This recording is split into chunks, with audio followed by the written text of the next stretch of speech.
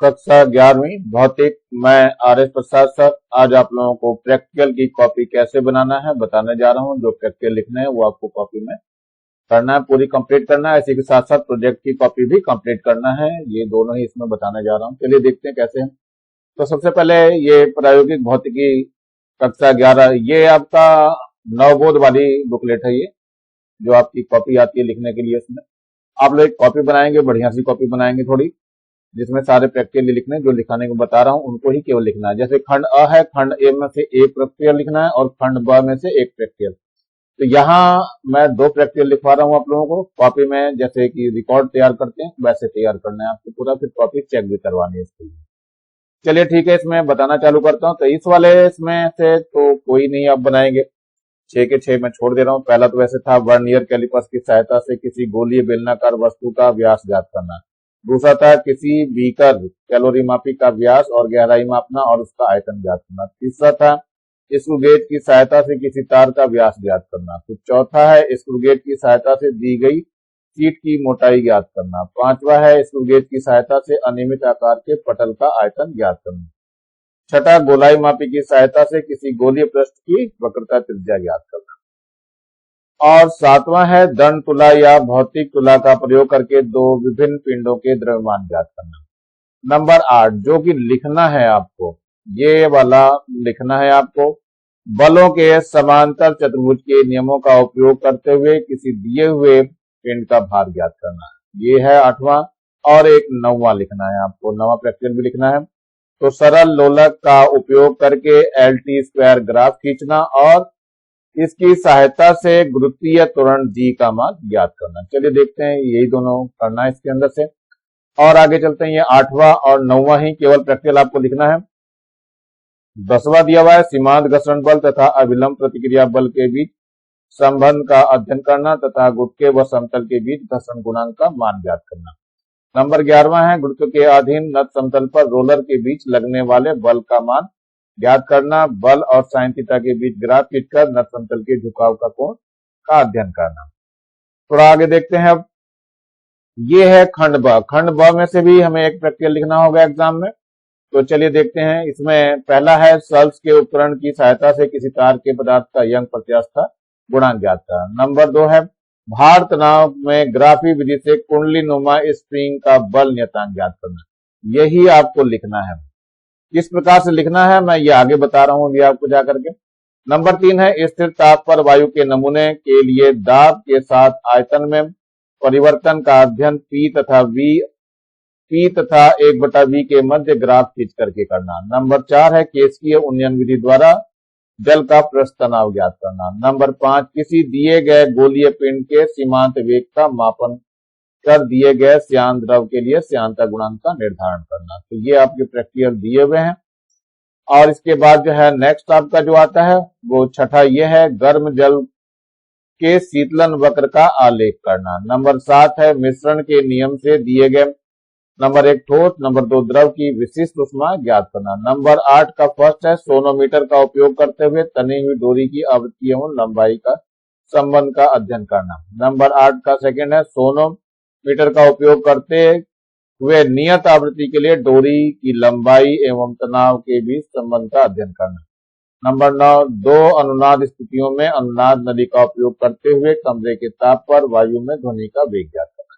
इसमें 9 दिए हुए, यहाँ फिलहाल मैं एक करा रहा हूं। इसमें से ऊपर वाले में से अखंड में से मैं 2 करवा रहा हूं और ब में से केवल एक ही करवा रहा हूं, जिसे आप लोगों को जैसे मैं बताऊंगा वैसे ही लिखना है। चलिए आगे देखते हैं परियोजना में। परियोजना में भी कई सारी 4 परियोजनाएं यहाँ दिखाई दे रही है आपको। नंबर 1 है विस्पन की सहायता से 2 स्वरित्रों की आवृत्तियों के अंतर की गणना करना तथा अधिक आवृत्ति वाले स्वरित्र की पहचान करना। नंबर 2 जड़त्वीय एवं गुरुत्वीय द्रव्यमानों का तुलनात्मक अध्ययन करना। नंबर 3 है, यही 3 आपको लिखना है। मैं अभी बताऊंगा आगे चल करके 3 कैसे लिखना है। टिकर टाइमर की सहायता से विस्थापन समय ग्राफ ST तथा वेग समय VT आरेख द्वारा किसी व्यक्ति के चलते समय उसके हाथ की गति का प्रदर्शन करना है।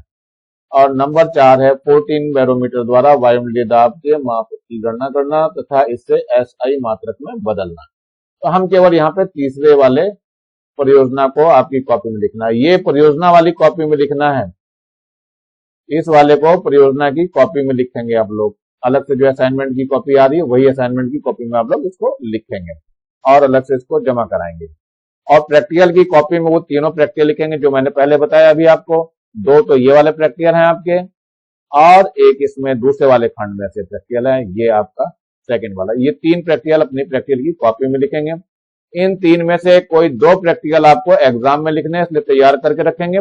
और ये एग्जाम अभी होने वाले हैं फरवरी में ही, इसलिए पूरी तैयारी आप लोग करके रखेंगे। आपके पास समय नहीं है, जितनी जल्दी हो सके उतनी जल्दी करके कंप्लीट कॉपी और चेक करवा लेंगे। चलिए देखते हैं प्रैक्टिकल को लिखना कैसे शुरू करना है आपको। तो सबसे पहले ये प्रयोग क्रमांक 8 है, लेकिन आप लोग प्रयोग क्रमांक 1 ही लिखेंगे। ध्यान रखना, प्रयोग 1 लिखना है इसमें। प्रयोग संख्या 1, प्रयोग संख्या 1 डाल करके इसका उद्देश्य डालेंगे। उद्देश्य में क्या है, बलों के समांतर चतुर्भुज नियम का उपयोग करते हुए किसी दिए हुए पिंड का भार ज्ञात करना, ये उद्देश्य लिखेंगे। नंबर 2, आवश्यक उपकरण लिखना है। इसमें क्या है, समांतर चतुर्भुज नियम का उपकरण होगा दी गई वस्तु, समतल दर्पण की पट्टी, सफेद कागज, पतले और मजबूत 3 धागे, ज्ञात भार के पलड़े, बाट पेटी, नुकीली पेंसिल, ज्यामितीय बॉक्स आदि। इतनी सारी चीजें ये उपकरण में आते हैं। अब इसके बाद थोड़ा सा उपकरण को भी देख लीजिए। उपकरण कुछ ऐसा दिखाई देगा, ये 2 पलड़े रखे हुए होंगे, यहाँ 3 पलड़े लटके हुए होंगे, ध्यान से देखना। ये घिरनी है यहाँ पर और यहाँ पे P1 और P2, और बीच में ये धागा यहाँ पे बंधा हुआ है इस जगह पे। ये 3 धागे बंधे हुए आपको, तीनों पे 3 पलड़े लटके हुए हैं। ये W1 है, ये W3 है और ये W2 है। W1 और W2 पे हम बाट रखेंगे और ये अज्ञात भार है तीसरा। और यहां पर एक सफेद कागज रखते हैं, यहां पर एक सफेद रंग का कागज रखा जाएगा और इस कागज पर निशान लगाएंगे। जब ये डोरी तीनों इस तरह से दिखाई देने लगे तो इस पर निशान लगाना होता है। दो एक यहां लगाएंगे, एक यहां लगाएंगे निशान, और एक यहां लगा करके एक यहां लगाएंगे, और एक यहां लगा करके एक यहां लगा देंगे। और इसको हटाने के बाद इन्हें मिला देंगे पूरा और एक समांतर चतुर्भुज बना देंगे। तो ये इतना करने के बाद ये केवल चित्र आप ड्राइंग बोर्ड में केवल यहाँ पे जो अभी फिलहाल यही चित्र बनाना है, इस चित्र को बनाएंगे आप लोग अपनी कॉपी में। चित्र बाएं पेज पे बनाना अपनी कॉपी में, ध्यान रखना दाएं पे नहीं बनाएंगे, दाएं पे केवल लिखने का काम करेंगे, बाएं पे चित्र बनाएंगे। चलिए थोड़ा सा आगे देखिए, इसका सिद्धांत है, ये दाएं पेज पे लिखना है आपको। सिद्धांत में क्या लिखना है इसको देख लेते हैं। ये जो का तो सिद्धांत लिखना, हालांकि इस किताब में दिया हुआ है, फिर भी आप लोग यहां से भी लिख लेंगे। बलों के समांतर चतुर्भुज के नियमानुसार यदि किसी बिंदु पर एक साथ कार्यरत 2 बलों को परिमाण और दिशा में किसी समांतर चतुर्भुज की 2 आसन्न भुजाओं से प्रदर्शित किया जा सके तो उनका परिणामी परिमाण और दिशा में चतुर्भुज के उस विकर्ण द्वारा प्रदर्शित होता है जो इन दोनों भुजाओं के प्रतिच्छेद बिंदु से गुजरता है। इस प्रकार यदि अलग अलग दिशाओं में क्रियाशील 3 बलों द्वारा एक बिंदु को संतुलित कर दिया जाए और इस स्थिति में इनमें से किन्हीं 2 बलों को एक समांतर चतुर्भुज की 2 आसन्न भुजाओं द्वारा परिमाण और दिशा में प्रदर्शित करें तो इन भुजाओं के प्रतिच्छेद बिंदु से होकर जाने वाला विकर्ण ऐसे बल को परिमाण और दिशा में प्रदर्शित करेगा जो तीसरे बल के बराबर तथा विपरीत दिशा में होगा। यदि तीसरा बल वस्तु का भार हो तो विकर्ण की लंबाई को मापकर वस्तु के भार को हम ज्ञात कर सकते हैं। ये हमारा सिद्धांत है, उस वस्तु के भार को ज्ञात करना, यानी अज्ञात वस्तु के भार को ज्ञात करना। अब ये पलड़ों पे जो बाट मैंने दिखाए थे W1, W2, W3, वो यहाँ पर लिख रहे हैं। पलड़े का जो भार है वो 50 ग्राम का होता है, नोट कर लेना। और पैमाना जो लेंगे 25 ग्राम बराबर 1 सेंटीमीटर ले लेंगे। चलिए देखते हैं, ये W1 ये क्रमांक 1, 2, 3 है। W1 पलड़े के भार सहित ग्राम में लिखेंगे, फिर W2 पलड़े के भार सहित ग्राम में लिखेंगे, फिर W3 भार ग्राम में लिखेंगे। और भुजा AB की लंबाई पीछे मैंने AB बता दिया था, AD बताया, ACB एक बार फिर से देख लिए। AB AC क्या है, ये दिया हुआ चित्र में देखो, AB है, ये AC है और ये AD है। यही सारी भुजाओं के नाम लिखने पड़ेंगे वहां पे। चलिए ये रीडिंग आप लोग इसी से ही याद कर लीजिएगा, ज्यादा बढ़िया रहेगा। इसी को ही भरना है एग्जाम में, यदि एग्जाम में आता तो यही रीडिंग भरनी है, क्योंकि अभी तक तो कोविड का समय चल रहा है, प्रैक्टिकल कराने का मौका तो नहीं मिल पाएगा, लेकिन थ्योरेटिकल टाइप से इस प्रैक्टिकल को करना है आप लोगों को। इसलिए आप लोग अच्छी तरह से इसको तैयार कर लेंगे और ये रीडिंग भी आपको तैयार करके ही आना होगा, उस दिन केवल लिखने का ही काम चलेगा। चलिए इसके बाद देखते हैं W1 में क्या है। पहले वाले पलड़े में 100 ग्राम रख लेंगे, दूसरे वाले में 200 ग्राम रख लेंगे और ये अज्ञात भाग बीच में लटका हुआ रहेगा। बीच वाला भाग अज्ञात होता है, ध्यान रखना। अब भुजा AB की लंबाई जैसा कि हमने पैमाना माना है 25 ग्राम बराबर 1 सेंटीमीटर, तो वो 4 सेंटीमीटर आ जाएगी। और यहाँ पर ये 8 सेंटीमीटर क्योंकि 200 का है, और ये AC का जब नापेंगे लंबाई तो ये 6.1 आ जाएगा, और इससे भार की को तुलना करेंगे तो ये 152.5 आ जाएगा। ये कैसे आएगा, इससे 1 सेंटीमीटर का तो पता ही है। अब जितना भी आया इसको गुणा कर देंगे 25 से, ध्यान रखना ये जितना भी आया इसको गुणा करेंगे किससे, 25 से, तो ये बात निकल जाएगा। तो इसके बाद आप देखिए दूसरी रीडिंग लेंगे तो 100 का यहाँ पे बीच में भी 100 का कर देना, अज्ञात ही हो जाएगा, दोनों के दोनों 4-4 हो जाएंगे, और ये 6 सेंटीमीटर AC की लंबाई आ जाएगी, और ये 150 का भार आ जाएगा, क्योंकि 6 की गुणा किससे करेंगे, 25 से गुणा कर देंगे।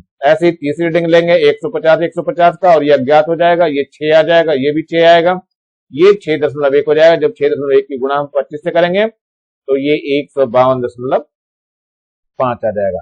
इसका हमें औसत निकाल देना, इनका योग करके इसको योग कर दीजिएगा, जो भी आएगा यहाँ पे लिखना होगा आपको, और औसत निकाल दीजिएगा। औसत में क्या करेंगे, ये योग जो आया है इसको और बटे में 3 कर देंगे, इस तरह से ये औसत निकल जाएगा, और यही इसका भार होगा। चलिए यहाँ पे देखते हैं, इसी को बताया गया है यहाँ पे। नंबर 1, विकर्ण AC के संगत भार भुजा AC की लंबाई गुणा पैमाने यानी 6.1 गुणा 25 हो जाएगा, तो 152.5 आ जाएगा। नंबर 2 में विकर्ण AC के संगत भार 6 गुणा 25 बराबर 150 है, पीछे बताया था मैंने। तीसरे में क्या, विकर्ण AC के संगत भार कितना होगा, 6.1 में 25 की गुणा करेंगे तो 152.5 ग्राम, ये भी आपको लिखने हैं सारे। और AC के संगत भार का मध्यमान जो मैंने पीछे बताया, वैसे तीनों को जोड़ करके ये भाग देना है, यानी 455 आ रहा है, इसको बटे 3 कर दिया तो 151.6। अब इस 151.6 में से वस्तु का भार निकालना, पलड़े का भार घटा देंगे, यानी 50 ग्राम का भार होता है उसको घटा देंगे तो ये 101.6 ग्राम इसका रिजल्ट प्राप्त होगा। ये ऐसे ही आपको याद करके आना और ऐसे ही लिखना भी है। परिणाम आपको लिखना पड़ेगा इसमें। परिणाम में क्या होगा, दी गई वस्तु का भार बराबर 101.6 ग्राम प्राप्त हुआ, ये इसका परिणाम हो जाएगा। चलिए आगे देखते हैं जरा। परिणाम के बाद आता है सावधानियों का नंबर। सावधानियां अब लिखने हैं, हर एक स्टेप के नंबर होते हैं, इसलिए सारी स्टेप लिखने हैं। नंबर 1, धागे को पतला, मजबूत, हल्का, अभितान्य, पूर्णतया नाम्य एवं गांठ रहित होना चाहिए। नंबर 2 क्या है, समांतर चतुर्भुज नियम के उपकरण को अर्थात ड्राइंग बोर्ड को पूर्णतः ऊर्ध्वाधर होना चाहिए। नंबर 3, धागे या पलड़े उपकरण यानी ड्राइंग बोर्ड को कहीं भी स्पर्श न करें। नंबर 4, घिरनियां घर्षण रहित हो एवं हल्की होनी चाहिए और उनकी ध्रुवीय दृढ़ता से स्थिर होनी चाहिए। नंबर 5, सफेद कागज पर अंकित चिन्ह करते समय लंबन त्रुटि का निराकरण करना आवश्यक है, अर्थात बिल्कुल सामने से देखें। नंबर 6 क्या है, इसमें पलड़ों को अनेक बार हिला करके संतुलन की स्थिति का परीक्षण अवश्य कर लेना चाहिए, जिससे घिरने में अगर कोई घर्षण है तो वो समाप्त हो जाएगा। नंबर 7, दी गई वस्तु का भार अधिक नहीं होना चाहिए जिससे डोरियां टूटने ना पाए। तो ये आपका एक प्रयोग कंप्लीट हो गया, यहां तक का आपको लिखना है। अब दूसरे पेज से दूसरा प्रयोग चालू करेंगे। ये प्रयोग जो है 2 नंबर डालेंगे आप लोग, प्रयोग संख्या 2, और यहाँ प्रयोग वैसे 9 दिया हुआ है, 9 अपने उस किताब में ढूंढेंगे, 9 नंबर पे मिलेगा। उद्देश्य से पहले लिखना है आपको, सरल लोलक का उपयोग करके LT² ग्राफ खींचना और इसकी सहायता से गुरुत्वीय त्वरण G का मान ज्ञात करना। हालांकि ये 9th में था प्रयोग आपके यहाँ दिए हुए। चलिए आवश्यक उपकरण क्या क्या है इसके अंदर, सरल लोलक है, विराम घड़ी है, वर्नियर कैलिपर्स है, मीटर है, स्केल और ग्राफ पेपर आदि है, ये सारे हैं। ये आपको सरल लोलक का वो उपकरण दिखाया हुआ, इस तरह से एक स्टैंड मिलेगा, स्टैंड पे ये सरल लोलक लगा दिया जाएगा और सरल लोलक पहले यहाँ पे लटका रहेगा, इसको B तक खींचेंगे और B तक खींचने के बाद छोड़ देंगे तो ये यहाँ जाएगा और जाने के बाद फिर वापस यहाँ तक आएगा। तो यहाँ तक वापस आने में जितना समय लगेगा इसमें से 10 दोलनों का समय नोट कर लेंगे और उसको 10 से भाग कर देंगे तो इसका आवर्तकाल निकल जाएगा। इस तरीके से हमको प्रेक्षण लेने हैं। तो फिलहाल अभी देखते हैं और क्या क्या इसके अंदर लिखना है। ये उद्देश्य आवश्यक उपकरण, इसके बाद जो लिखना है वो है आपका सिद्धांत। तो सिद्धांत एवं सूत्र में, यदि सरल लोलक का आवर्तकाल T, प्रभावी लंबाई L तथा गुरुत्वीय त्वरण G हो तो T बराबर 2 पाई √L/G, अर्थात G बराबर कितना हो जाएगा, 4 पाई स्क्वायर L/T² हो जाएगा। इस सूत्र में L और T का मान ज्ञात हो तो G के मान की गणना की जा सकती है। अवलोकन सारणी बनाएंगे। अवलोकन सारणी में क्या होगा, पहले गोलक की त्रिज्या के लिए नंबर 1, वर्नियर कैलिपर्स का अल्पतमांक 0.01 सेंटीमीटर और शून्यांक त्रुटि इसकी -0.02। आप 00 भी लिख सकते हो, इसमें कोई दिक्कत नहीं आएगी, तो इसको छोड़ ही दे तो ज्यादा बढ़िया रहेगा। और चाहे लिखना चाहो तो इसको लिख भी सकते हो। यहाँ आप 0 भी कर सकते हो, ध्यान रखना 0.00 सेंटीमीटर भी कर दोगे तो भी चलेगा, उसको कोई फर्क नहीं पड़ेगा। चलिए आगे टेबल को देखना चालू करते हैं, क्या करा गया टेबल में।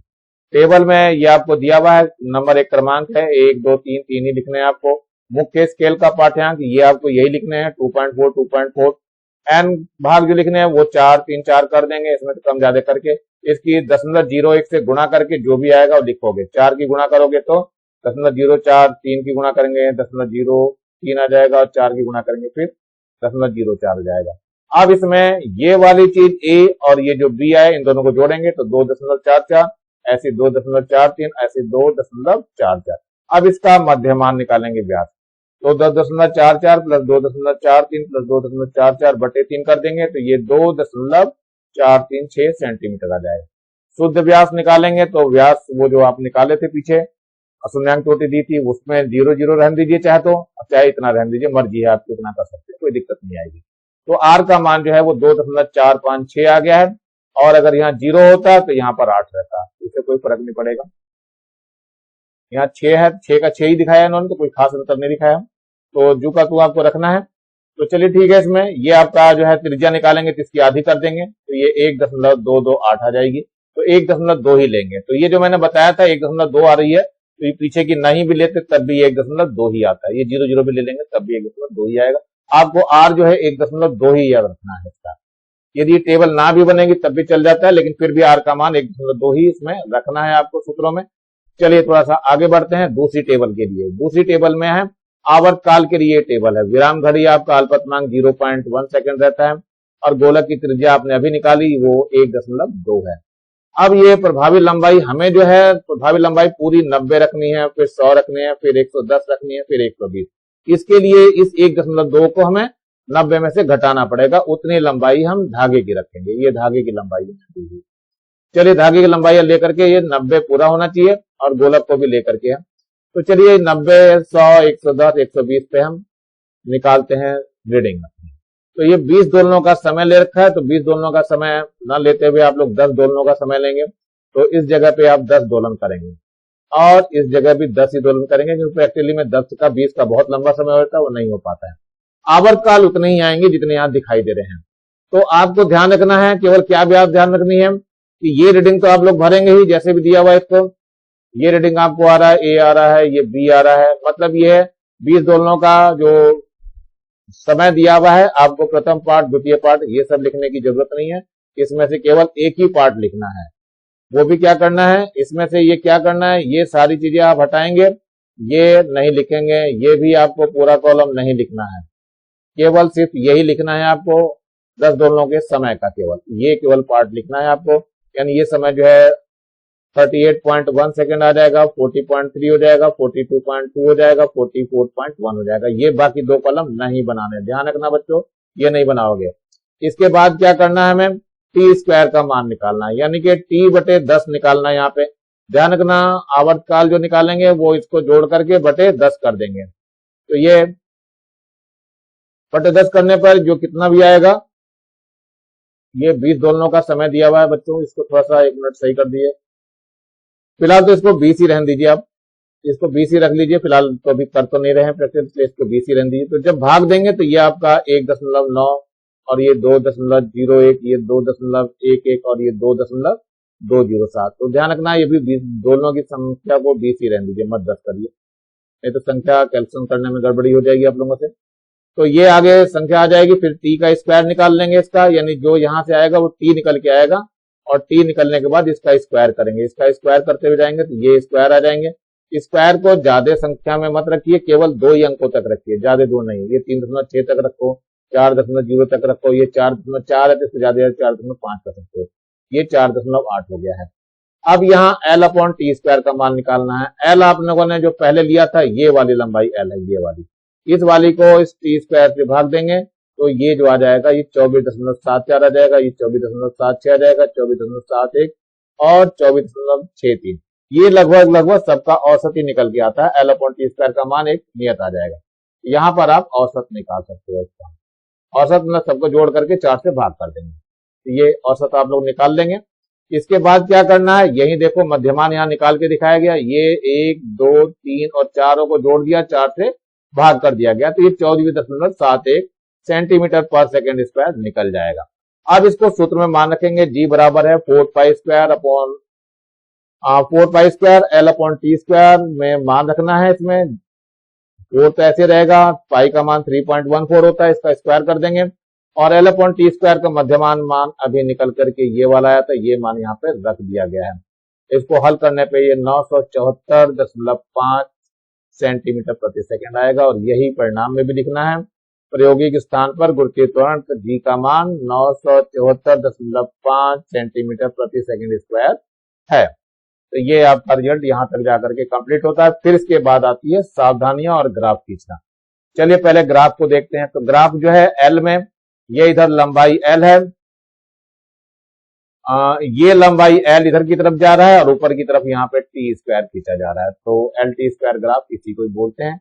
और यहाँ पर ध्यान से देखिए, यहाँ पर एक बिंदु प्राप्त किया है जिसकी यहाँ पर संगत दूरी जो है कितनी है 4.2 है, और नीचे की तरफ ये जो लंबाई आ रही है वो कितनी आई है, ये है 103.5। तो 103.5 ये लंबाई रखी गई है, और ऊपर टी स्क्वायर का मान जो है ये 4.2 रखा गया है।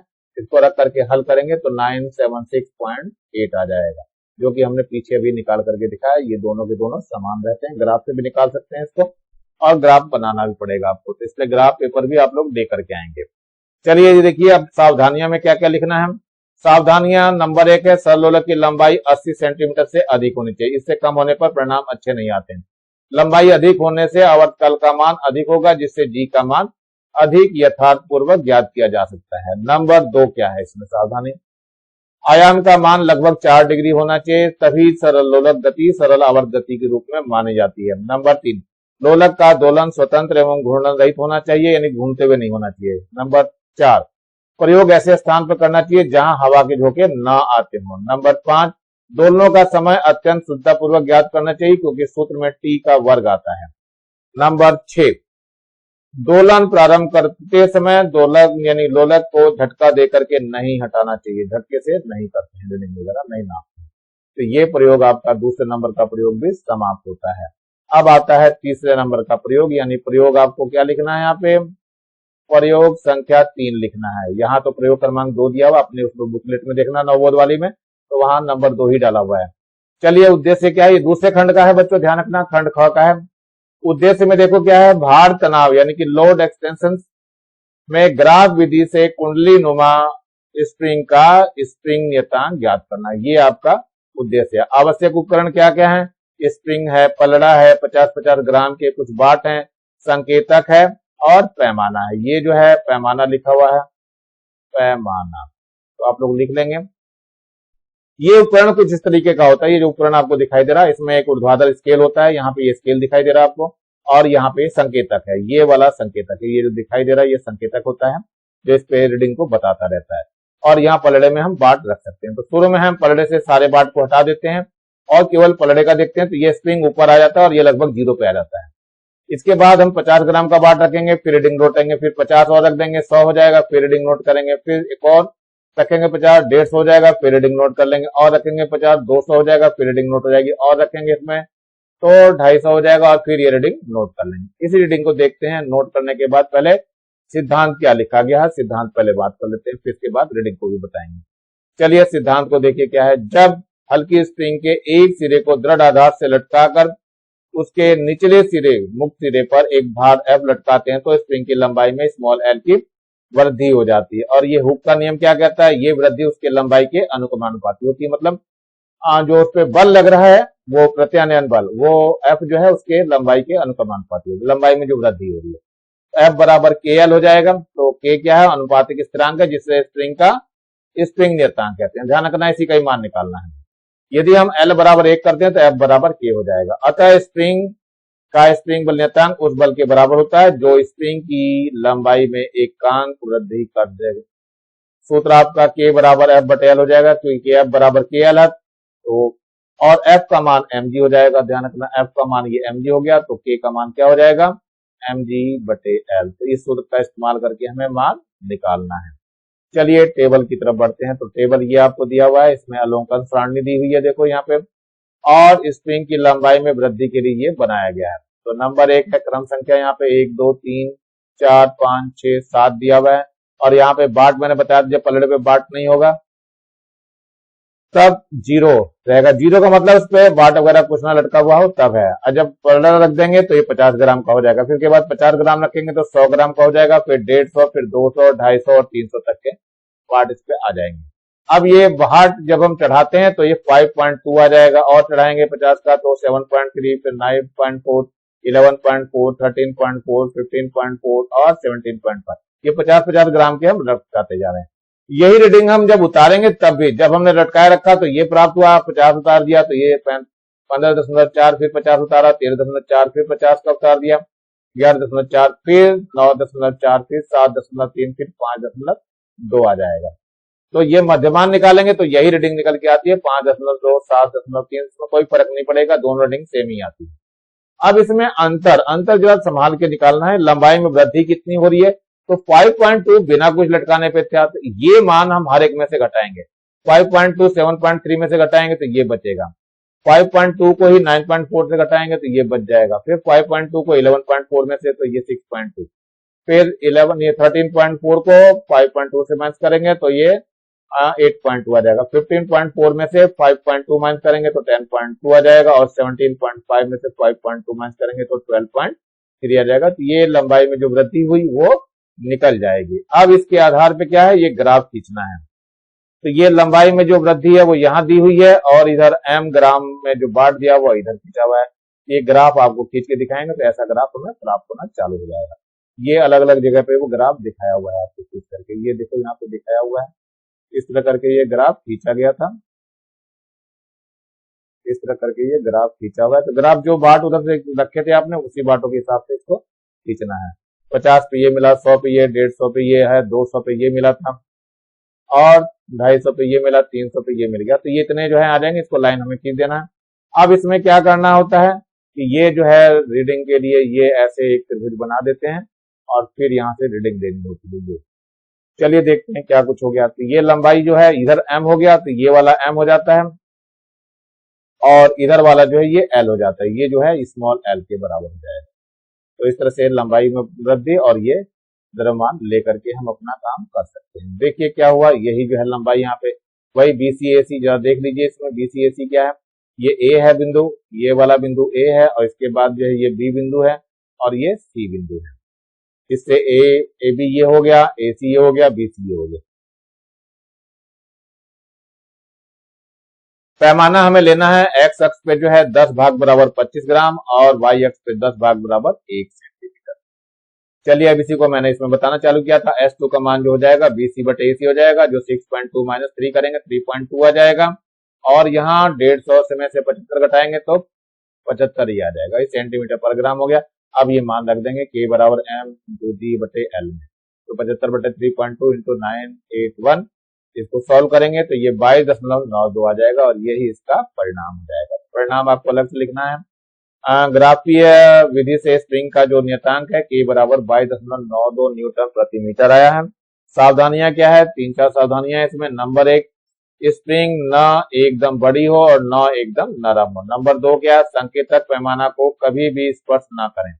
नंबर 3 क्या है, बाट चढ़ाने के बाद कुछ देर रुक करके माप लेना चाहिए। नंबर 4 क्या है, पलड़े पर बाट झटके के साथ नहीं चढ़ाना चाहिए, नहीं तो स्प्रिंग बढ़ जाती है अथवा घट जाती है। चलिए ये तो थे आपके 3 प्रयोग जो आपको कॉपी में लिखने हैं। अब जो परियोजना कार्य लिखना है वो भी देखिए, ये असाइनमेंट वाली कॉपी में लिखना है आपको। अलग से एक ही परियोजना में दे रहा हूं मैं। तो ये परियोजना क्रमांक 3 है, वैसे तो बुक में से देख के लिख सकते हो आप लोग। अब इसमें से देखिए उद्देश्य क्या है इसका परियोजना का। तो ये उद्देश्य लिखेंगे आप लोग, टिकर टाइमर की सहायता से विस्थापन समय यानी ST तथा वेग समय अर्थात VT आरेख द्वारा किसी व्यक्ति के चलते समय उसके हाथ की गति का प्रदर्शन करना, ये प्रदर्शन करना बताया गया। उपकरण क्या है, ये आवश्यक उपकरण चित्र में भी दिखा रखा है। टिकर टाइमर, कागज टेप, G क्लैंप, अपचाइड ट्रांसफार्मर 6 वोल्ट का और प्रत्यावर्ती धारा मेंस और मीटर पैमाना और ग्राफ पेपर आदि। ये केवल लिखना है बच्चों कॉपी में आप लोगों को सब कुछ। चलिए इसमें देखिए कागज टेप दिखाया हुआ है, यहाँ पे जो कागज टेप यहाँ चलता है टिकर टाइमर टक टक टक करके आवाज आती रहती है। कार्बन की डिस्क है यहाँ पे, और यहाँ विद्युत धारा प्रवाहित करने के लिए करेक्टर्स दिए हुए हैं, और यहाँ पे विद्युत चुंबक आपको दिखाई दे रही है, और यहाँ पर भी विद्युत धारा इसके अंदर प्रवाहित की जाती है। ये टिकर टाइमर ऑपरेटर्स है, इसकी सहायता से हम लोग ये निकालते हैं ग्राफ। चलिए इसके सिद्धांत को थोड़ा लिखना चालू करेंगे। सिद्धांत क्या है, यहाँ पे टिकर एसी मेंस की आवृत्ति 50 हर्ट्ज कंपन प्रति सेकंड होती है, पता होना चाहिए आप लोगों को इसी से कंपन करेगा। अतः कागज टेप टिकर से निचले सिरे से होकर गुजरता है तो उसमें प्रति सेकंड 50 बिंदु अंकित होते जाते हैं। दो क्रमागत बिंदुओं के अंकित होने में लगा समय एक टिक कहलाता है। इस प्रयोग में समय का मात्रक मानते हैं। तो एस और टी आरेख खींचना है। इसके लिए कागज का टेप पर प्रारंभ से कुछ बिंदुओं को छोड़कर किसी बिंदु को मूल बिंदु मानते हैं तथा किसी पैमाने की सहायता से 50, 10, 15, 20, 5, 10, 15, 20 करके टिकों की चलती गई दूरियों को मापते हैं। इस प्रकार टी और एस के मान ज्ञात होने पर एस टी ग्राफ खींचा जा सकता है। नंबर वी टी ग्राफ खींचना, देखो इसके लिए 10 टिकों के क्रमागत अंतरालों में चली गई दूरियां ज्ञात करते हैं। इन दूरियों को 10 से भाग देने पर इन समय अंतरालों में औसत वेग ज्ञात हो जाता है, और 10 टिकों के विभिन्न क्रमागत अंतरालों में औसत वेगों को उन अंतरालों के ठीक मध्य समय पर तात्क्षणिक वेग v माना जा सकता है। इस प्रकार विभिन्न समय t पर तात्क्षणिक वेग v ज्ञात होने पर ग्राफ पेपर पर vt आरेख खींचा जा सकता है। अब ये आरेख कैसा प्राप्त होता है ये आपको ग्राफ में दिखाया गया है। ग्राफ ऐसे ही बनाना है आपको, और इसमें लगाना भी है असाइनमेंट कॉपी में। नंबर 1, समय t और x अक्ष पर दूरी s को y अक्ष पर लेकर के उचित पैमाना मानकर एस टी आरेख खींचते हैं, जो कि चित्र 6.4 की भांति प्राप्त होता है। ये 6.4 चित्र दिया हुआ नीचे, इसकी 6.8 है, 6.8 वाला ही आपको दिखाना है, यानी 6.8 और 6.9 दोनों ही बनाएंगे। एक तो ये आपको ग्राफ जो दिखाई दे रहा है एस टी आरेख है, और ये दिया हुआ है वी टी आरेख, दोनों ही आपको ग्राफ आपको बनाना है। कोशिश करो एक ही ग्राफ पेपर भी बन जाए, दोनों तो ज्यादा बढ़िया है। अब इसमें आती है गणना। गणना आपको ऐसे जू का तू लिख देना, ज्यादा कुछ करना नहीं आपको। अंतराल ए बी के लिए औसत वेग delta S upon delta T, और ये कितना है, ये 5/10 है, तो 0.5 सेंटीमीटर पर टिक है। यह 0 से 10 टिक समय अंतराल के मध्य समय 5 टिक पर तात्क्षणिक वेग होगा। नंबर अतः टिक 5 पर तात्क्षणिक वेग v बराबर 0.5 सेंटीमीटर प्रति टिक।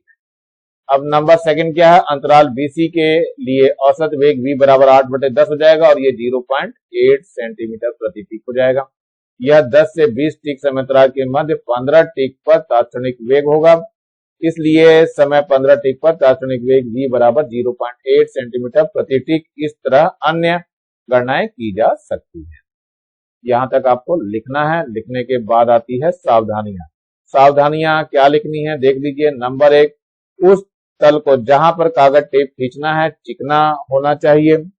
नंबर 2, टेप को सदैव क्षैतिज दिशा में खींचना चाहिए। नंबर 3, प्रयोग के दौरान टेप का कसा हुआ होना चाहिए, अतः हाथ को इधर उधर नहीं हिलाना चाहिए। नंबर 5, मापन त्रुटि हो, इसके लिए 10-10 बिंदुओं के बीच की दूरी को सावधानी पूर्वक मापना चाहिए, न कि 2 क्रमागत बिंदुओं के बीच की दूरी को, क्योंकि 2 क्रमागत बिंदुओं के बीच समय अंतराल बहुत कम होता है, वो 1/50 सेकंड होता है। अब यह नंबर 5, दूरी समय आरेख के वास्तविक अध्ययन के लिए टेप को परिवर्तित चाल से गति करना चाहिए। नंबर 6, प्रारंभ में हाथ की गति कुछ अनियंत्रित होती है, अतः टेप पर प्रारंभ के कुछ बिंदुओं को गणना में शामिल नहीं करना चाहिए। इस तरह से आप लोग इसको आसानी से कर सकते हैं। यहां पर मैंने अभी 3 प्रैक्टिकल बताए आपको, जो कि कॉपी में प्रैक्टिकल की कॉपी में लिखना है, और एक मैंने ये परियोजना बताया है जो कि असाइनमेंट की कॉपी में लिखना है। और जल्दी से जल्दी इसको पूरा करके कॉपी को चेक करवाएंगे, क्योंकि इसी महीने में आपके प्रैक्टिकल होने हैं। तो जितनी जल्दी आप लोग बना सकते हैं उतना अच्छा होगा, आपका प्रैक्टिकल का काम जल्दी निपटा, और इसी में एग्जाम भी आप लोगों के जल्दी हो जाएंगे। बोर्ड के एग्जाम से पहले ही आप लोगों के एग्जाम हो जाएंगे, इसलिए बी केयर, आप लोग थोड़ी सावधानी बरतेंगे और जितनी जल्दी हो सके उतनी जल्दी अपने काम को पूरा करा के और अगली क्लास की तरफ बढ़ने का प्रयास करेंगे। ऐसा ना हो आप लोग लेट करें और फिर जो है आपका रिजल्ट रुक जाए। तो ठीक है, इसी के साथ जो है नीचे लाल रंग का बटन दिखाई दे रहा है, इसको दबा के सब्सक्राइब करेंगे और ज्यादा से ज्यादा बच्चों को शेयर करेंगे, जिससे ज्यादा बच्चों को फायदा हो सके, कोई छूटने ना पाए। और कम से कम मेरी वीडियो को एक लाइक तो बनता है, लाइक भी कर देंगे। Thank you, have a nice day. इसी के साथ मैं आर एस प्रसाद सर आज का वीडियो यहीं समाप्त करता हूँ।